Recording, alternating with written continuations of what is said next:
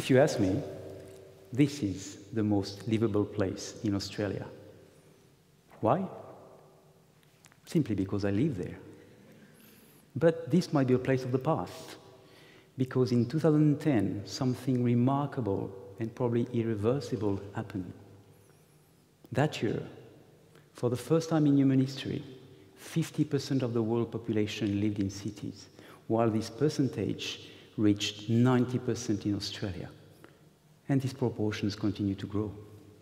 Like it or not, this massive urban footprint has already deeply affected the way we plan for and develop our cities.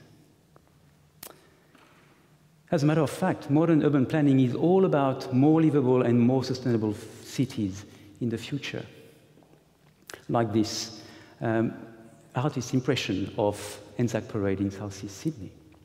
But I would argue that some of the tools and methods and models that urban planners are using to develop these new cities are lagging behind. This is particularly true for socio-economic and demographic forecasts, because these forecasts haven't changed very much for a very long time, and they use simple feed-forward assumptions. You take an employment target that will drive a population growth, which will trigger a specific demand for housing mix and associated urban amenities. This is how traditional strategic urban planning works. But the reality is far more complicated than that. What urban planners need are models that support complex and adaptive urban planning. Urban planners need to know better who are these people they're catering for. What are the behavioral patterns? What are the social responses? How do people perceive their environment? But how can we define urban livability? Well, there are two ways. It's quite simple. One way, you try to count all relevant physical and socioeconomic features that contribute to a livable environment. On the other side, you can try asking questions to people, to residents, about the way they perceive the environment. One method gives you so-called objective indicators. The other method gives you subjective indicators. Let's be honest here. At the level of a city, at the scale of a city, it's far more easier to count things, especially with modern technology, than ask questions to people when you're talking about thousands, hundreds of thousands, and millions of people. And this might be probably the reason why we've seen proliferation of so-called livability indices in the newspapers, at least over recent years. And all these indices are based on objective criteria. And I will try to demonstrate to you now that these livability indices are of limited use to urban planners for two reasons. First reason, there are large inconsistencies between indices. Second reason is that they're not correlated or poorly correlated with perception from people, from residents. So for my first part of my demonstration, I've picked three of these very famous indices, but I won't name them. And I've looked at the rankings of four very famous Australian capital cities. And I've checked the rankings in 2011. So you can see here on the slide, ranking of Perth, Adelaide, Melbourne, and Sydney. And you can see that with this first index, Melbourne ranks high. As we know, it's the most livable city in the world. And then followed by Adelaide, Perth, and Sydney lagging behind. And I've taken a second one, using nearly exactly the same indicators, but slightly different way of calculating the livability index. Well, surprise, this time, Sydney is ranking first, Melbourne second, and Perth and Adelaide lagging behind. And because I'm a good scientist, I'm using a third index, using quite a different mix of indicators this time. Look at that, Adelaide is ranking first, and then Perth, and Melbourne and Sydney lagging behind. As many indices, as many rankings. These results might be very comforting for city marketers, I'm sure, but they're quite frustrating for urban planners, I can tell you. Now, second part of my demonstration, correlation with perception from the people. And here I need to tell you a little story, so bear with me. A tale of two cities. On one side, we have Mosman, an affluent suburb located in northeast Sydney. On the other side, Parramatta, a working-class suburb located in western Sydney. In 2011, according to the Austrian Bureau of Statistics, criminality in Parramatta was 3 times higher compared with Mosman. 1,024 crimes committed per 10,000 residents, that's a mouthful, against 359. So livability from that criteria is 3 times higher in Mosman. But interestingly enough, the Parramatta City Council in 2013 just conducted a survey with residents about perceived safety in Parramatta and the surroundings. And indeed, 61% of the people said, oh, we don't think that Western Sydney is very safe to live in. But then the same people who asked, how do you feel about your own neighborhood, your own street? Only 10% of the people said, no, we don't feel safe where we live. That was an interesting discrepancy. And then these people who asked, the one who said, we don't think Western Sydney is very safe, why they were saying that? A large majority of these people said that this was just because the media said so, and they never experienced personally any problem. We know all that. Bad news sells well.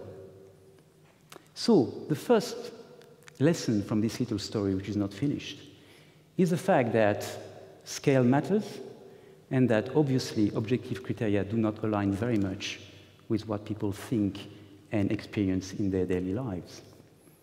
But as I said, there's more to my story. Because some time ago, Mosman was perceived as the most unsafe suburb in Sydney, believe it or not. And it triggers these headlines from the Sun Herald on December the 3rd, 1989. Mosman, a suburb gripped by fear. That's a seller. Why? Well, this was due by the gruesome exploits of the so-called granny killer, who had the very bad idea to kill 6 elderly women in the eastern suburbs, and even the worse idea to live in Mosman. If we had had a survey at the time of the residents of Mosman, I'm sure that more than 60% of them would have said, well, this is not a very safe place to live in. So, this little story teaches us even something more. First, time matters as well, and that anecdotal evidence sometimes is a very strong driver of livability, and we need to understand that. So I hope that now you're confused enough about what urban livability is or is not. So I'll try to just summarize a few facts. Fact 1, better livability is a major objective of modern urban planning. Fact 2, you can use objective or subjective criteria to try to assess urban livability. Fact 3, there's a very poor correlation between objective and subjective criteria. So where from here? Where to from here? Well, with our research team, we said, okay, let's try to get our own definition, which would be a simple one, a layperson one that everybody could understand. And our definition of livability is very simple. It's this one.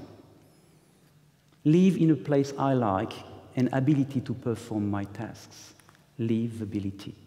That's all. Simple enough to start creating a framework. And here we've used a lot of research from colleagues around the world, and we've tried to synthesize all this. What this framework says is very simple. Whoever we are, wherever we live, at whichever stage of our life we are, we tend to rank 6 factors in order to assess whether we're satisfied with our life or not and our living environment. And these 6 factors are my house, of course, my home, my neighborhood, my transport options, my entertainment opportunities, my available services, and access to my workplace or my education place. And we tend to play with these factors again and again and again. But depending where we live and at which stage in our life we are, we're going to change the ranking.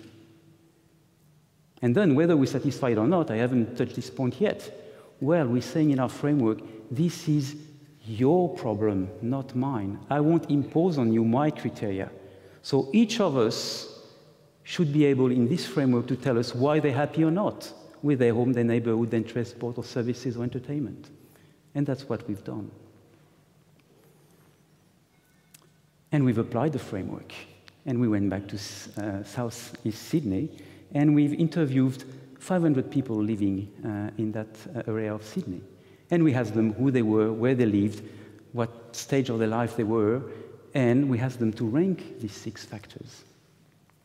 And not only to rank them, but to tell us why they were satisfied or not with these different aspects of their life.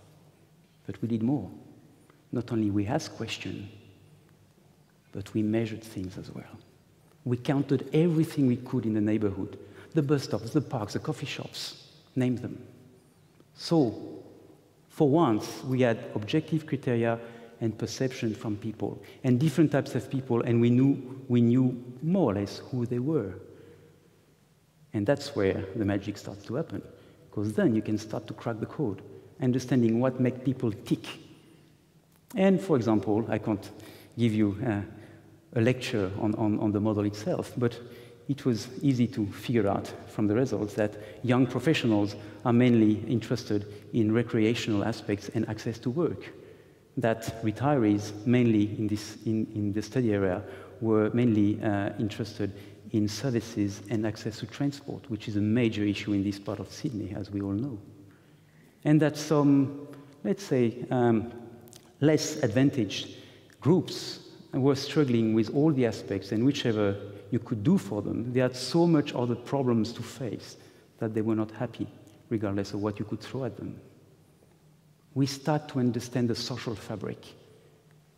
But understanding is not enough. We need to put them back in the models. I need to help my colleagues, urban planners.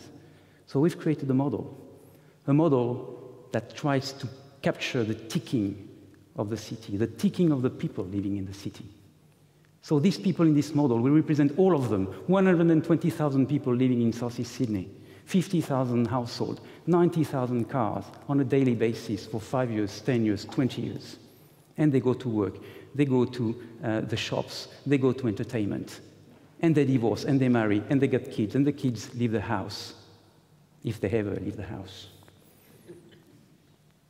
This is what we need to understand. This is the kind of model we need to have. This model was purpose-built for the State Department of Transport in New South Wales. And the objective was to provide the transport planners and the urban planners to have a better understanding of the consequences of a given scenario, let's say, like on this slide, a light rail option for South East Sydney. Who would be the people who would be interested in taking the light rail? Mums and dads with kids? Or young students, or retirees, or a mix of all this? And then, if you have a potential patronage in the next coming years for your light rail, are you sure you're catering for the right kind of housing facility for these people or not? Or what kind of housing facility should you build to attract more of these people to align your transport planning with your housing planning? And what are the other facilities you should create in the area to attract and retain these people? This is what the model, hopefully, will help the planners to do. So yes, one lesson you have to retain from this talk, if one only, is that when you talk about urban livability, people's voice is everything. As for me, I think it's time for me to go back to my surfing paradise. Thank you.